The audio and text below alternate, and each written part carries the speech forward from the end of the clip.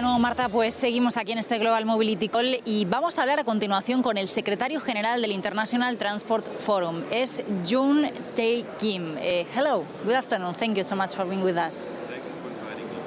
So, starting with the current situation and taking the picture, how do you see mobility context these days? I think we are experiencing a lot of challenges already before the pandemic. We began to have some new trends in terms of digitalization. Yes. And also we discussed a lot of questions on climate change. And also these days, as we see the war in Ukraine, we very much focused on the connectivity issues because it has an impact on the global economy. And what other challenges are we facing right now in terms of transformation of this mobility of the future? What should we look at? I think there are several aspects that we have to focus on. For example, from the technological perspective, we see every day very new devices, the personal devices, which didn't exist in the past.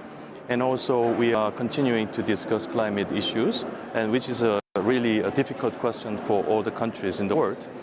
And also we try to focus on social aspects as well, because traditionally when we talked about transport, we focused on a hardware type of transport, infrastructure development and maintenance. But these days we talk about gender issues in relation to mobility sector. Also, we talk about disabled people's accessibility issues and even people living in the remote areas. So now we are adding more dimensions to discussions in the transport sector. Everything is really tough, but we have to deal with that. Hey, I like your answer because we're trying these days to answer an important question, and that is how cities have to change as well in order to transform this mobility, not just about cars or public transport, but talking about us, the people as well. No? How do you see the culture change about it? Culture, you mean? Yeah. Definitely, we also see a lot of change in the culture of mobility these days, especially because we have something new. So we didn't have e-scooters before. We didn't see many the bicyclists on the road. But now, after pandemic, we see many new personal devices coming up. But we have a very important question. Is existing infrastructure really supporting those new types of personal mobility devices that we see? And do we have enough regulation on that? So now I can say that we are going through a very difficult transition period because we have to talk about regulation issues and we have to talk about reallocation of space issues in the cities especially, because when we decide to invest our money for infrastructure, normally we think about 1 decade or 2 decades, even 100 years. But once we set up the concept for infrastructure, it's not really easy, and we cannot really easily have some flexibility. But how can we cope with this fast-changing environment and culture in our daily life? That's also a very important question. You've talked about regulation and taking into account that you represent an international organization. What do you think are the main differences between countries? Every country is all different because, for example, in ITF we have 64 member countries, from advanced countries to developing countries.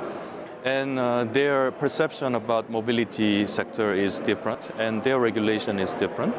And we need definitely to build consensus when we want to implement nice policies. So basically, ITF is like a platform where we can exchange experiences and insights, and we discuss in depth the current questions. So basically, there is nothing else that we can do, but we collect wisdom to discuss all these questions together.